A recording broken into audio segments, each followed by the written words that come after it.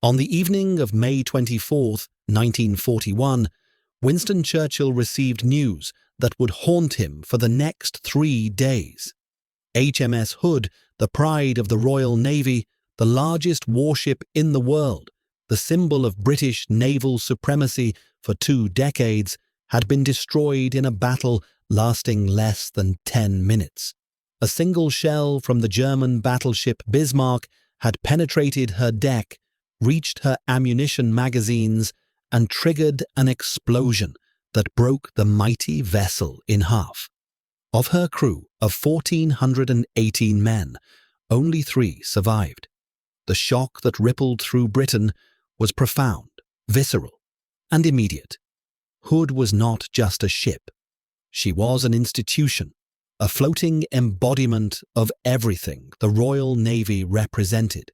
Her loss demanded response, and that response would become the largest naval manhunt in history.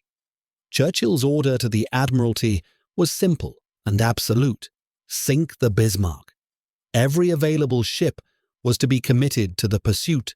No consideration of fuel, of other obligations, of strategic risk was to stand in the way.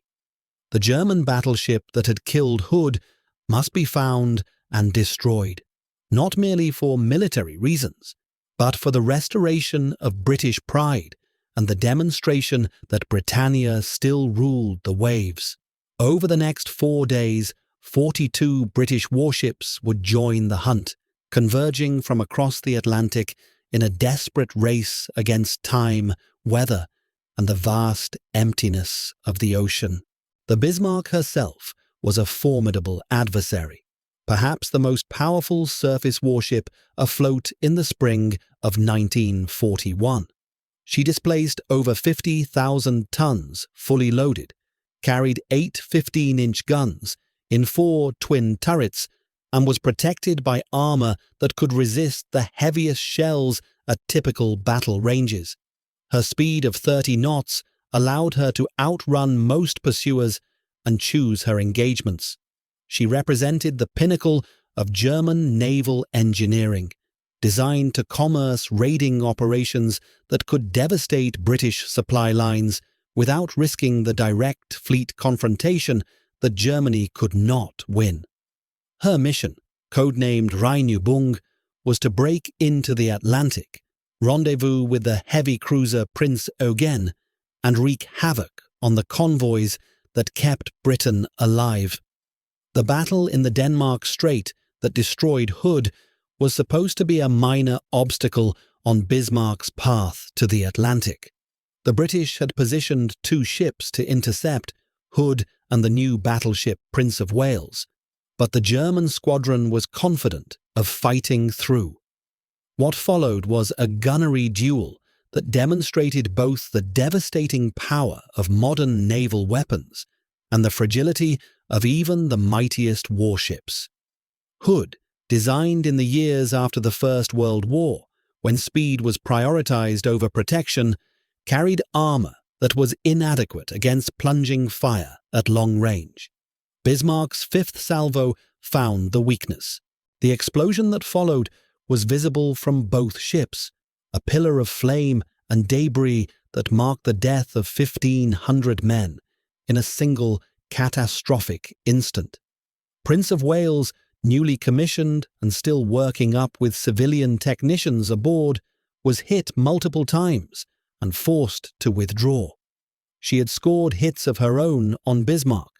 One shell had ruptured fuel tanks, another had damaged a boiler room, but the German ship remained operational and dangerous as the British cruisers Norfolk and Suffolk shadowed the enemy at the edge of radar range, reporting position and course.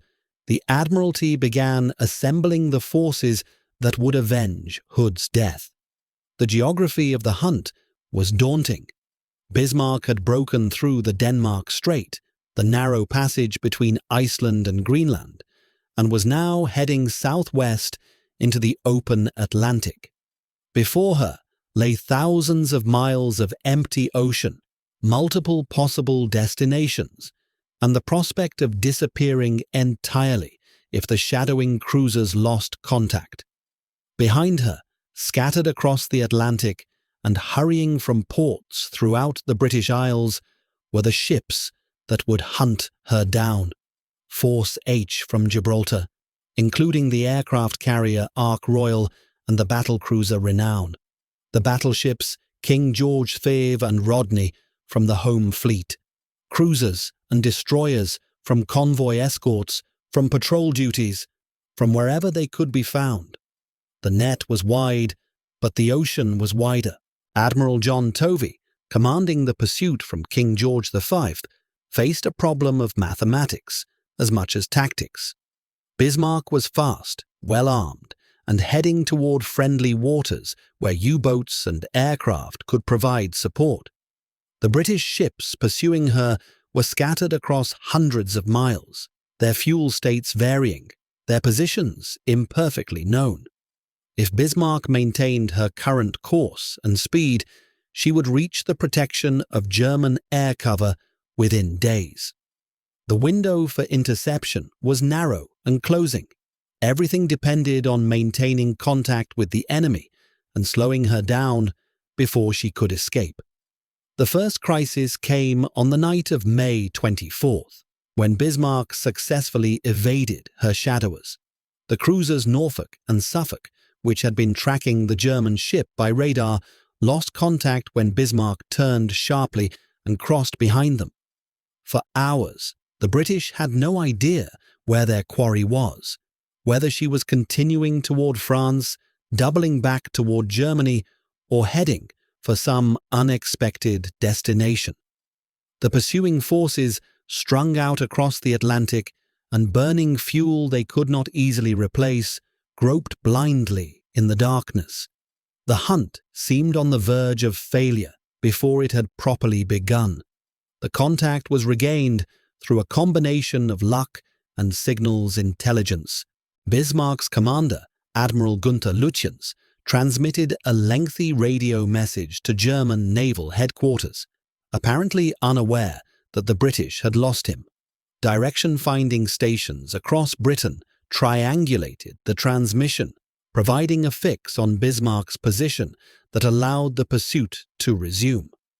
The error was characteristic of Lütjens, a cautious and somewhat pessimistic officer who seems to have believed the British were still tracking him throughout the period of lost contact.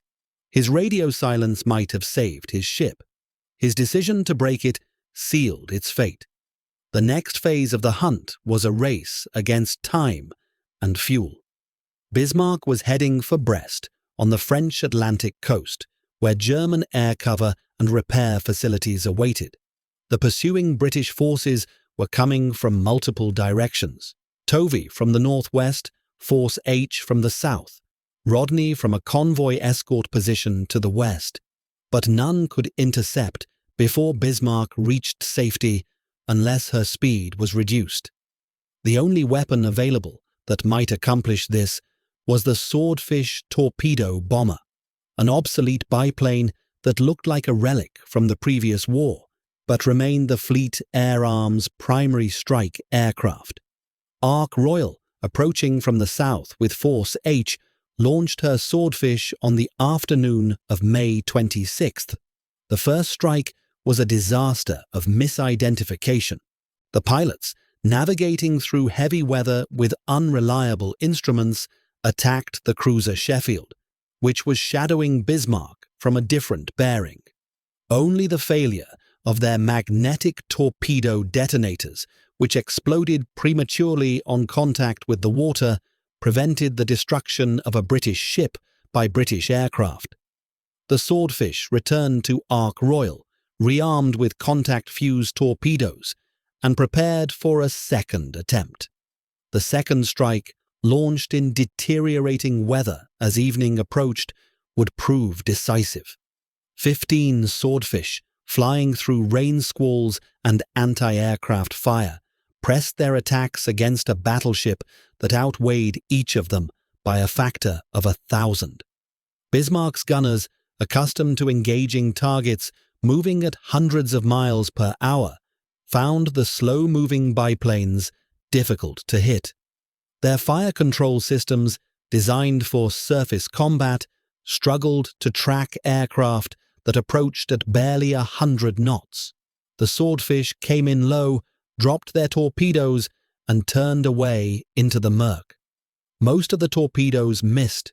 One struck Bismarck amidships, causing minor damage. One struck her stern, jamming her rudders and crippling her ability to steer. The impact of that single torpedo hit cannot be overstated. Bismarck, one of the most powerful warships ever built, was reduced in an instant from a fast and dangerous adversary to a crippled vessel that could barely maneuver. Her rudders were jammed 15 degrees to port, forcing her into a slow circle that she could not correct. Efforts to steer using her propellers alone proved inadequate. She could still fight, her guns and fire control were undamaged, but she could no longer escape. The aircraft that had seemed so pathetic, the attack that had seemed so desperate, had accomplished what the big guns of Hood and Prince of Wales had failed to achieve. Bismarck was doomed. The night that followed was a torment for both sides. British destroyers, directed to the scene by Ark Royal's sighting reports, conducted torpedo attacks through darkness and heavy seas. Their weapons scored no confirmed hits, but the attacks forced Bismarck's crew to remain at battle stations, exhausted and increasingly aware that morning would bring the end. Aboard King George V and Rodney, approaching from the northwest, officers and men prepared for the battle that would conclude the hunt. They knew they were facing a wounded enemy, but they also knew that Bismarck's guns could still kill. The night was long, and the tension was palpable. Dawn on May 27th revealed a grey and angry sea, with Bismarck visible on the horizon, still moving, but clearly unable to escape.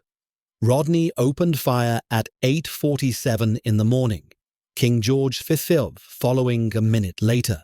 The British battleships approached from the northwest, crossing Bismarck's bow and engaging from a position that maximized their firepower while complicating the enemy's response.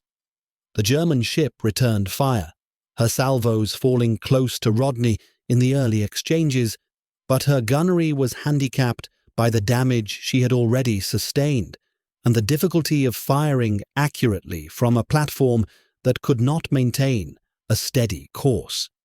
The battle that followed was not a duel between equals. It was an execution.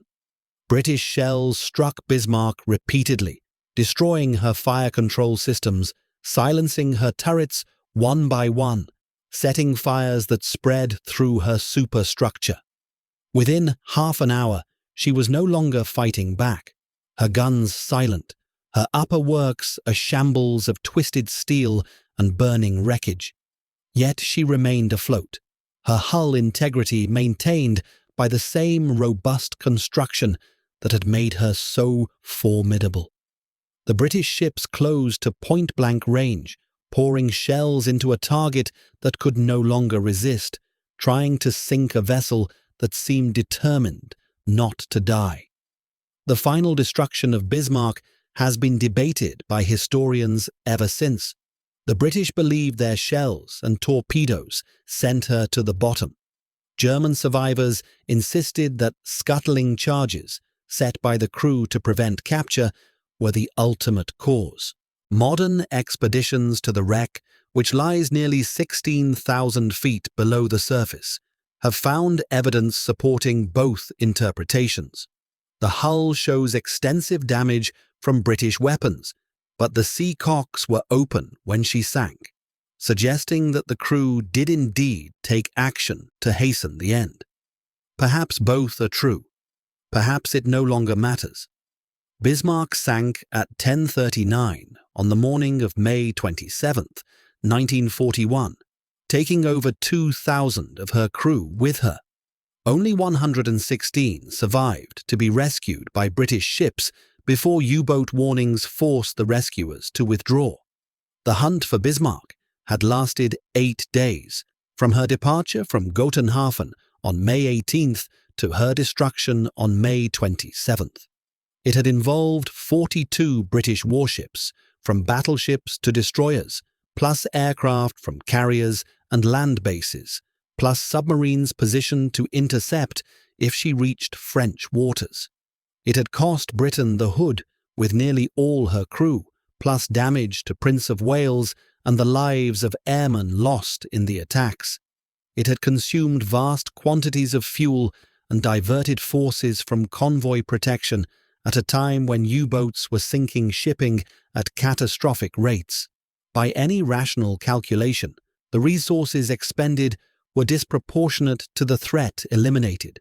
One German battleship, however dangerous, could not justify the commitment of the entire home fleet. But the hunt was never entirely rational. It was driven by emotion as much as strategy, by the need to avenge Hood and restore the Royal Navy's prestige, by Churchill's personal determination that Bismarck must not escape. The Prime Minister followed the pursuit obsessively, demanding updates at all hours, intervening in operational decisions that should have been left to naval commanders. His famous order, "Sink the Bismarck," was not merely an instruction, but an imperative, freighted with political and psychological significance that transcended military considerations. Britain needed a victory, needed to demonstrate that German surface raiders could not operate with impunity, needed to prove that the loss of Hood would be answered in kind. The strategic implications of Bismarck's destruction extended far beyond the immediate tactical situation. Hitler, already skeptical of surface ship operations after earlier losses, became even more reluctant to risk his remaining capital ships. Tirpitz, Bismarck's sister, would spend most of the war hiding in Norwegian fjords, a fleet in being that tied down British resources but never sortied against the convoys she was built to destroy. The German surface fleet, which had begun the war with ambitious plans for commerce raiding, was effectively neutralized by the loss of a single ship and the caution that loss engendered. The Battle of the Atlantic would be fought by U-boats, not battleships, and the submarines would prove far more dangerous than the surface raiders had ever been. For the Royal Navy, the Bismarck hunt was both triumph and warning. Triumph because the enemy's most powerful ship had been found and destroyed, because the fleet had demonstrated its ability to concentrate forces across vast distances, because British naval supremacy had been vindicated in the most dramatic fashion possible. Warning because Hood's loss revealed vulnerabilities that could not be ignored, because the pursuit had stretched resources to the breaking point, because victory had depended on a single torpedo hit from an obsolete aircraft that might easily have missed. The margin between success and failure had been razor-thin, and everyone involved knew it. The human stories from the hunt illuminate the statistics in ways that numbers alone cannot. The 3 survivors of Hood, Ordinary Signalman Ted Briggs, able seaman Robert Tilburn, and Midshipman William Dundas, would carry the memory of their ship's destruction for the rest of their lives. Briggs, who had been on the compass platform when the fatal hit occurred, was blown into the water by the explosion and surfaced to find himself alone in a sea of oil and debris. He was 18 years old. The 1,500 shipmates who had been alive minutes earlier were gone, their bodies entombed in the wreck that was already settling toward the bottom. He would spend decades answering questions about those few minutes, trying to explain something that resisted explanation. The crew of Bismarck faced their own ordeal, fighting a battle they could not win, watching their ship disintegrate around them while British shells continued to fall. Survivors described scenes of horror as compartments filled with smoke and flame, as wounded men were carried to aid stations that were themselves being destroyed, as the ship's list increased and it became clear that the end was near. When the order finally came to abandon ship, many were too wounded or too trapped to obey.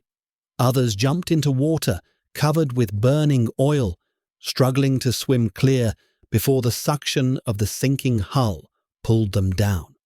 The British rescue efforts, curtailed by U-boat warnings, left hundreds of men in the water who would not survive.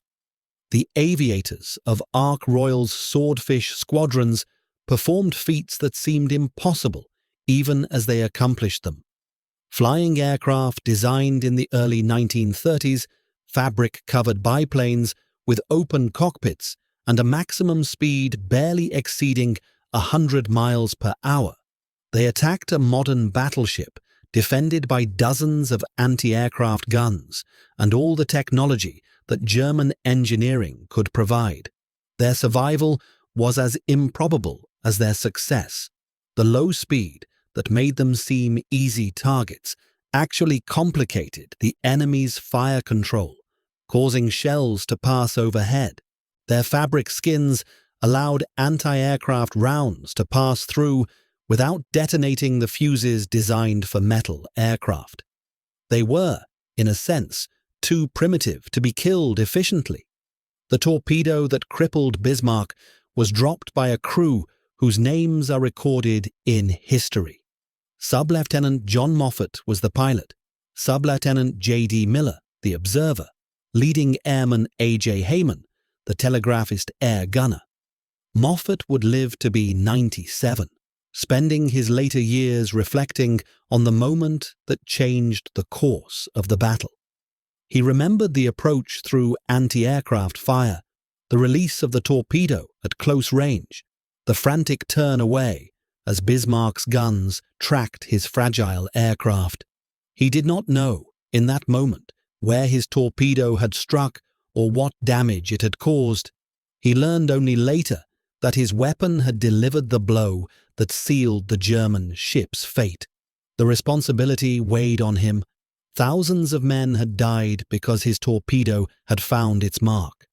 But he understood that war demanded such actions and such consequences. Admiral Lutyens, commanding the German squadron, remains a controversial figure in the history of the operation. His decision to engage Hood and Prince of Wales when he might have avoided battle and continued into the Atlantic has been criticized by some historians as unnecessarily aggressive. His radio transmission after losing his shadowers, which revealed his position to British direction finding, was clearly an error that contributed to his ship's destruction. Yet he was also a professional naval officer facing impossible odds, commanding a squadron on a mission that was strategically questionable from the outset. He died on Bismarck's bridge, along with most of his staff, when British shells destroyed the command spaces early in the final battle. His body was never recovered. The wreck of Bismarck was discovered in June 1989 by an expedition led by Robert Ballard, the oceanographer who had found Titanic 4 years earlier. The ship lies upright on the sea floor, her hull largely intact despite the damage visible on her upper works. The destruction wrought by British shells is evident in photographs: turrets blown from their barbettes, superstructure collapsed, armor plates holed by direct hits, but the fundamental structure of the ship survived the battle and the long fall to the bottom. Ballard's expedition confirmed that the hull showed no evidence of catastrophic structural failure, supporting German claims that the ship was scuttled rather than sunk by enemy action. The debate continues, but the distinction matters more to historians than to the men who died. Hood's wreck, discovered by a British expedition in 2001, tells a different and more tragic story. The ship lies in 3 main pieces: her hull, broken by the magazine explosion that destroyed her. The site is designated a war grave under British law, and access is restricted to prevent disturbance of the remains. Nearly 1,500 men lie within and around the wreckage, their resting place marked by the debris of the vessel they served. Expeditions have placed memorial plaques on the wreck, honouring the dead and acknowledging the sacrifice that the Bismarck hunt was meant to avenge. The 3 survivors, all now deceased, lived long enough to see their ship found, but not to visit the grave they so narrowly escaped. The Bismarck hunt has been the subject of countless books, documentaries, and films, its drama ensuring enduring popular interest in an engagement that lasted barely a week. The story contains elements that resonate across decades: the shocking destruction of a legendary warship, the desperate pursuit across stormy seas, the seemingly hopeless attack by obsolete aircraft, the final battle that was more execution than combat. It is a narrative that lends itself to heroic treatment, and it has received such treatment from generations of writers and filmmakers. Yet the reality was more complex, more costly, and more ambiguous than the heroic version suggests. The men who died, British, German, all of them caught in a conflict they hadn't chosen, deserve to be remembered as individuals rather than statistics. Each of the 1,500 men lost on Hood had a name, a family, a history that ended in a flash of flame on a May morning in the Denmark Strait. Each of the 2,000 men lost on Bismarck had similar claims to memory and mourning. The victors wrote the history, as victors always do, but the dead on both sides were equally dead, their futures equally foreclosed, their families equally bereaved. War does not distinguish between the righteous and the wicked when it distributes its costs. The pursuit of Bismarck demonstrated what the Royal Navy could accomplish when fully mobilized against a single threat. 42 ships, hundreds of aircraft, thousands of men, all converging on a single target across thousands of miles of ocean. The coordination required was staggering, the communications challenging, the logistics barely adequate. That it succeeded, that Bismarck was found, slowed, and destroyed before she could escape, was a testament to British naval professionalism and also to German errors that a more careful opponent might have avoided. Victory was not inevitable. It was earned at tremendous cost through effort and sacrifice, and no small amount of luck. 8 days, 42 ships, one obsession. The hunt for Bismarck was all of these things: a military operation, a psychological necessity, a demonstration of national will. It succeeded in its immediate objective, destroying the ship that had killed Hood and eliminating the threat of German surface raiders in the Atlantic. It succeeded in its broader purpose, restoring British confidence and demonstrating that the Royal Navy remained the dominant force in European waters. But it also revealed the costs that such dominance required, the resources that had to be expended, the lives that had to be lost. The Atlantic would remain contested for years to come, and the real threat, the U-boats that killed more ships than Bismarck could ever have sunk, would demand even greater sacrifices before the war was won. Churchill got what he wanted.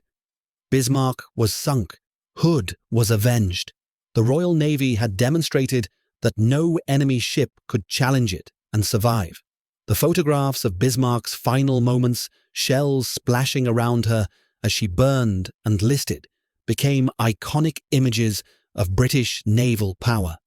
The names of the ships and men involved entered history, commemorated in memorials and remembered in ceremonies decades after the last survivor had passed. The hunt was over, and Britain had won. But the ocean keeps its own counsel, and the dead do not celebrate victories. Bismarck lies in darkness 3 miles down, her guns silent, her crew entombed in compartments that will never see light again. Hood lies broken in the Denmark Strait, her sailors scattered through the wreckage of the ship they served. The water that witnessed their battle flows on, indifferent to the passions that drove men to kill and die in the grey wastes of the North Atlantic. The hunt for Bismarck was a triumph and a tragedy, a demonstration of human courage and human folly. A story that continues to resonate because it speaks to something fundamental about war and the terrible things that nations ask of those who serve them. Sink the Bismarck. Churchill's order was fulfilled. The cost was paid. History recorded the result. And the sea, as always, kept what it was given.